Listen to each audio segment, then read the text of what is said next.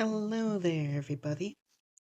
Hope you're all having a wonderful day, and if not, I hope I can make your day even better. Now, I decided to do something a little bit more different.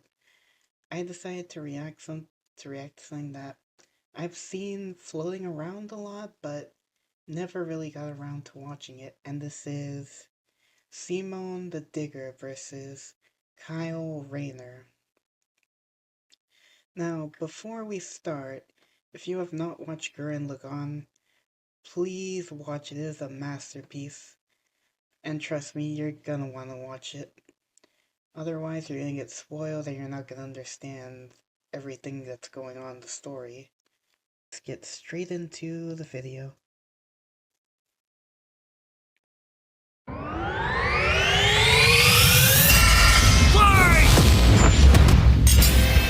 Simone the Digger. Kyle Rayner, the White Lantern.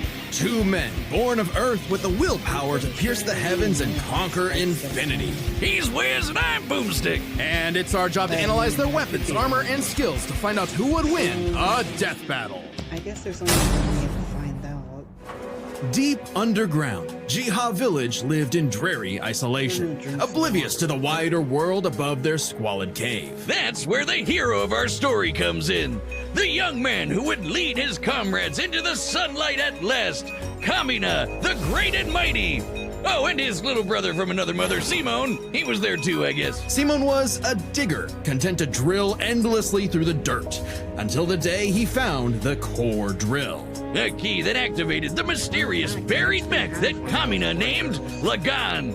Under his magnificently masculine leadership, Kamina finally drilled their way to freedom, seeing the sun after a life in the dark. But the sky was by no means the limit. The surface was ruled by the cruel chimeric beastmen, and Kamina would lead his compatriots against them to reclaim the Earth for humanity, scoring a second mech in the process, aptly named Gurren. And as befits Kamina and Simone's unbreakable brotherly bond, Gurren and Lagann merged, creating Gurren Lagann. With Kamina piloting the body and Simone the head, these two were unstoppable. Of all the giant fighting robots in all the animes across history, Gurren Lagann might just be the absolute coolest, fueled by its pilot's willpower and capable of making any weapon they can imagine, including missiles, a jetpack, a sunglasses boomerang, and of course, drills! Wrist-mounted drills, kunai drills, shield drills, kamehameha drills, and everyone's favorite, the Giga Drill Bureku! Side note, it is so funny that the only thing they could think of was drills. That's like if I made booze or something my whole personality. With Gurren Lagann's awesome power, Kamina laid waste to enemy forces, liberated human villages, and fomented a rebellion against the Beastmen King, Lord Genome. Until Kamina died. Oh, wait, shit, was that supposed to happen? Nope, and it was all Simone's fault. He let his willpower waver, and his soul brother paid the price. After all, he was just a humble digger, at home in the darkness, guided solely by the light of Kamina's spirit. So his big bro left him with these final words. Have faith in the Simone who believes in you. Damn. Kamina was the one looking up to him the whole time. It was Simone who found Lagann.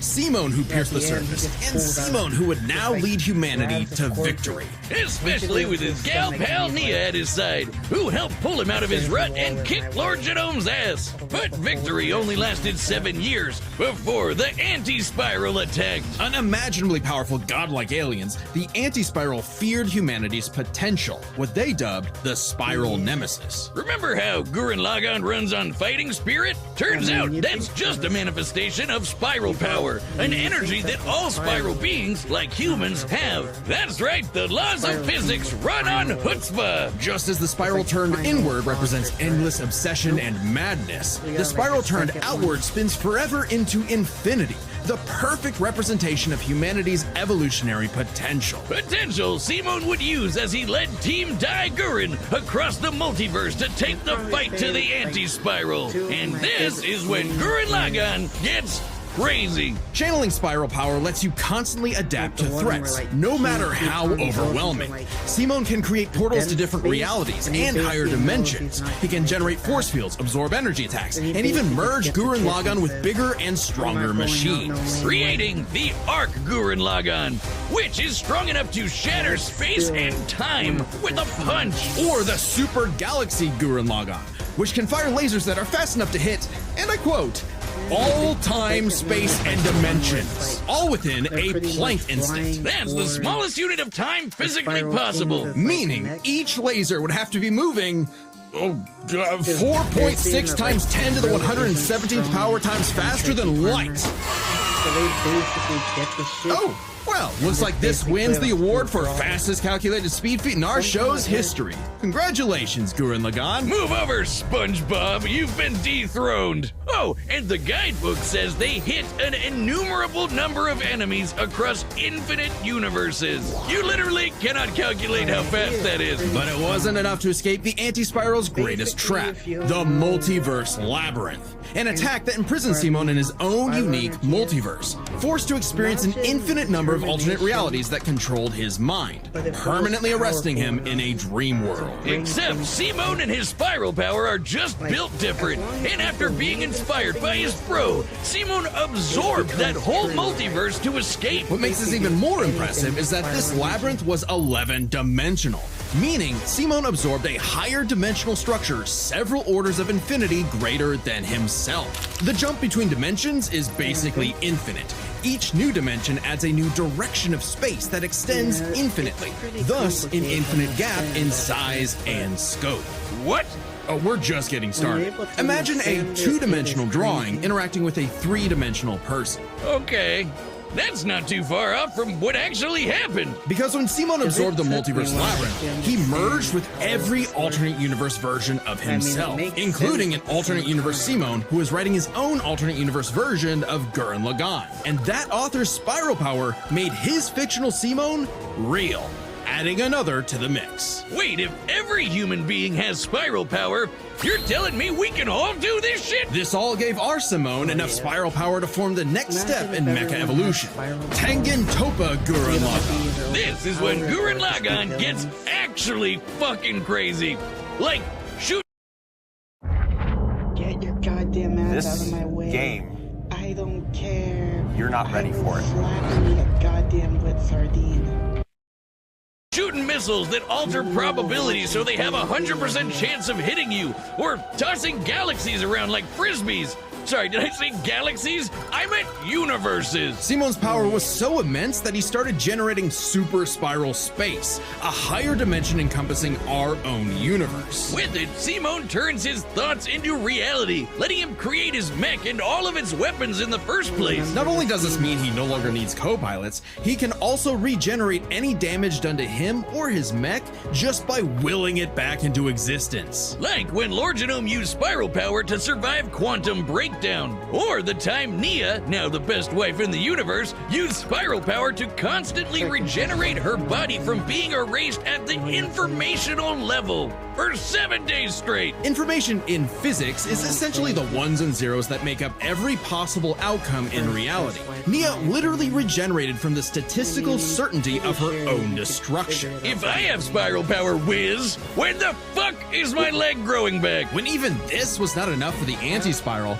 Simon evolved one more time. Into Super Tengen Toppa Gurren Lagann! This mech is so big, its size is literally incalculable. And with a drill somehow even larger than that, Simon and his friends shattered the anti-spiral once and for all. Hey, cruel indifference of the universe! Meet the indomitable human spirit! Proving Kamina's words prophetic, that Simon's drill is the drill that would pierce the heavens. With no more worlds left to conquer, Simon chose to wander the earth for the rest of his days, in service to others. Always looking up, for all the lights in the sky are stars, and every star another world of spiral cousins that can live free. All thanks to a humble digger.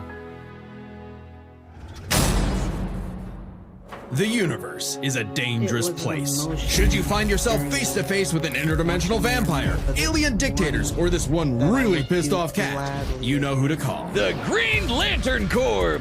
They're the Space Fuzz, an intergalactic police force founded billions of years ago by blue leprechaun gods. And the greatest Green Lantern among them was everyone's favorite, Hal Jordan. You know him, you love him, you might hate him, but you gotta respect the man with a will as unbreakable as Hal's. Until the day his will broke. After his hometown got completely obliterated, Hal lost his mind. He rampaged through the core, killing everyone in his path, and absorbed the central power battery, the literal Green Lantern, becoming the Emerald Tyrant, Parallax. There was only one survivor of Parallax's killing spree, Ganthet, and with what remained of his strength, he gave the last Green Lantern ring in the universe to a human, Kyle Rayner.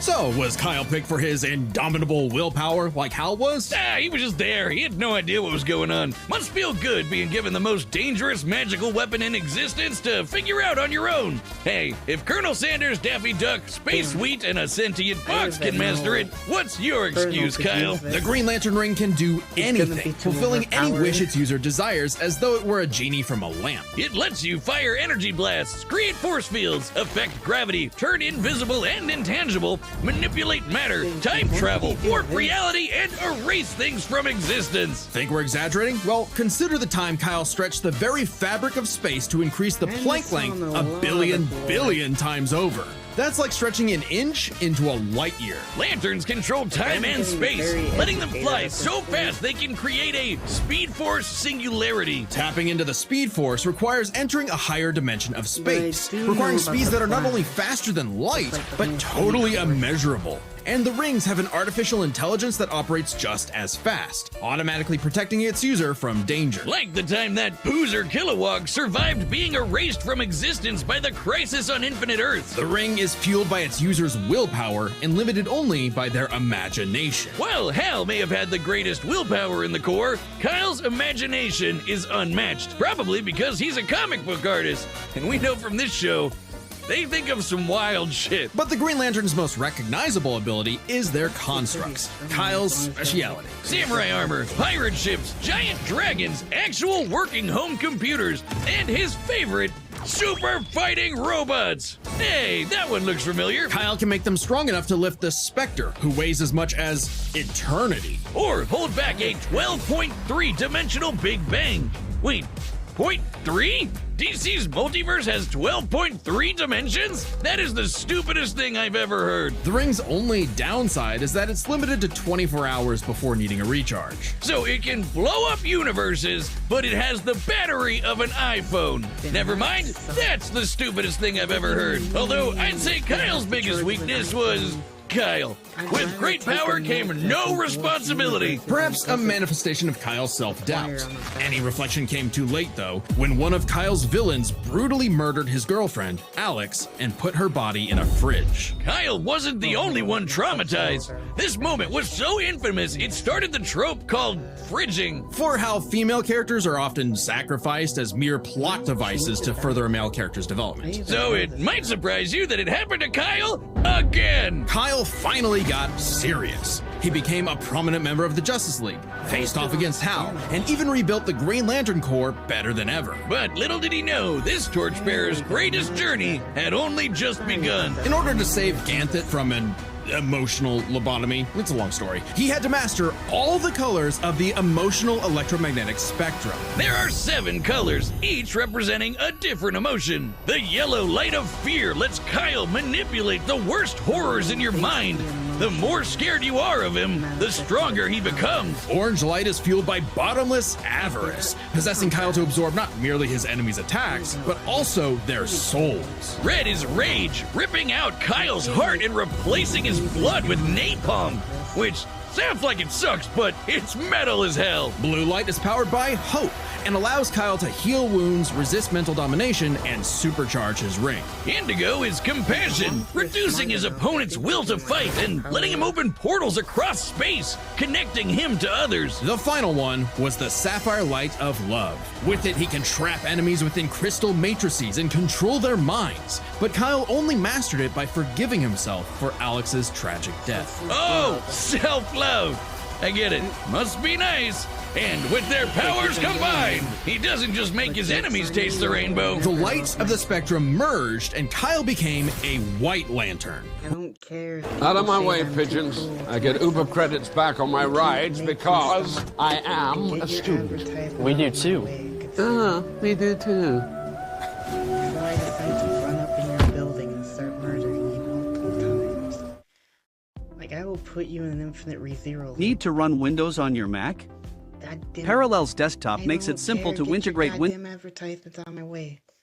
I goddamn With fight. total control over the power of life. Wiz, I cannot think of an attack more useless in a death battle than something that makes you live. Empowered by the physical embodiment of all life in the DC multiverse, Kyle is vastly more powerful than any other Lantern in existence. Far stronger than Hal, who could harness the energy of every power battery across the multiverse. Not only can Kyle instantly heal all wounds, purify corruption, and resurrect the dead, the white light of life is strong enough to go up against threats to all of creation, like the Anti-Monitor. Okay, so it's not totally useless. Especially after Kyle visited the Source and acquired the life equation. Essentially the source code to reality, the life equation is mathematical proof that life is worth living. With it, Kyle can alter all of reality at a whim, even threatening the new gods like Darkseid. The life equation, like its counterpart, the anti-life equation, is a conceptual artifact from a higher reality,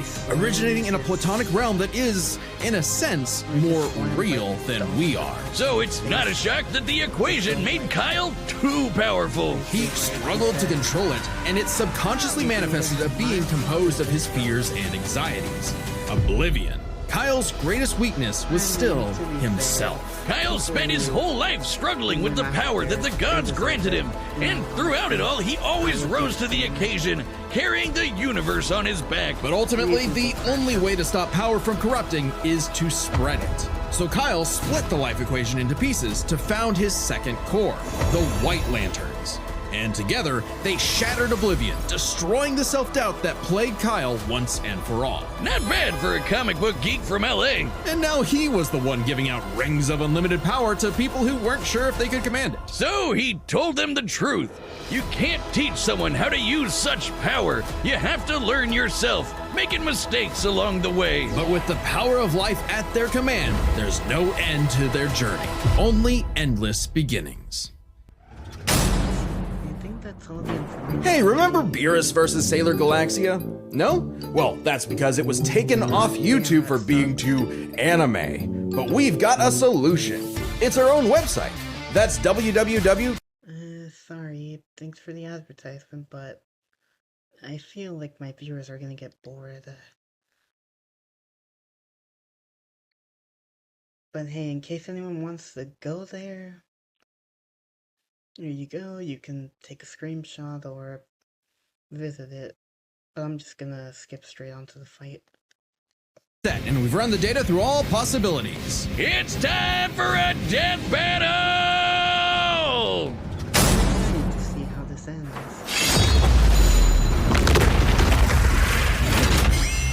Alright, I'm not rusty at all.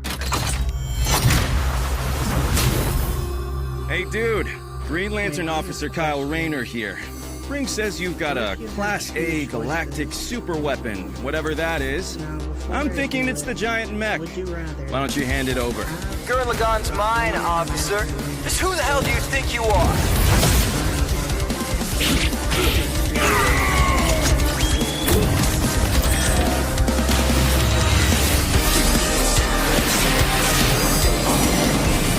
I'm told I'm bad with authority. Tell me about it. 4! 4?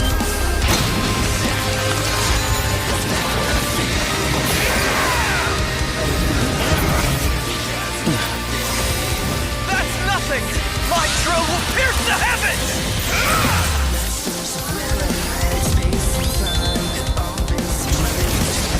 Turn your toe for Gurren Lagann!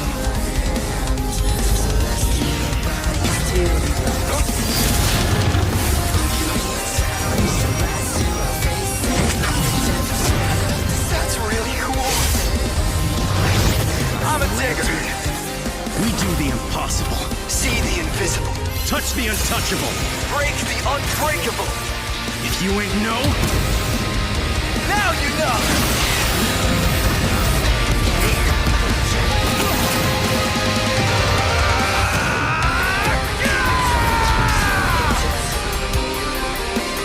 I'm Simone the Digger. If there's a wall in my way, I'll smash it down!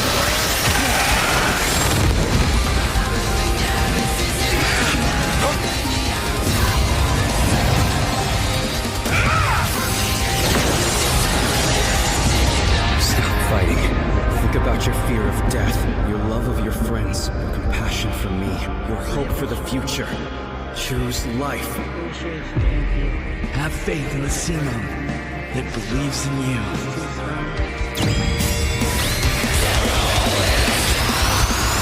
Super Tekken Topa Gurren Lagann!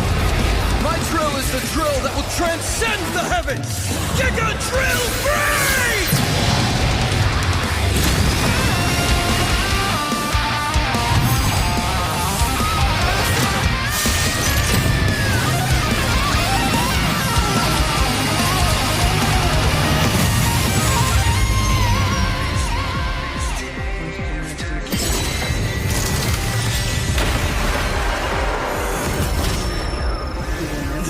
Adapting to your abilities. It's not just about saving time, it's about expanding what's possible. But the thing with Simone is that We are he's basically The weapon wasn't your mech. It was me. Then, Simone, I'm taking you in brightest day, in blackest night. No evil shall escape my sight. Let those who worship evil's might beware my power.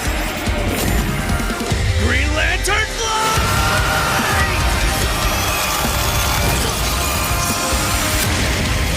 Let's see you grit those teeth!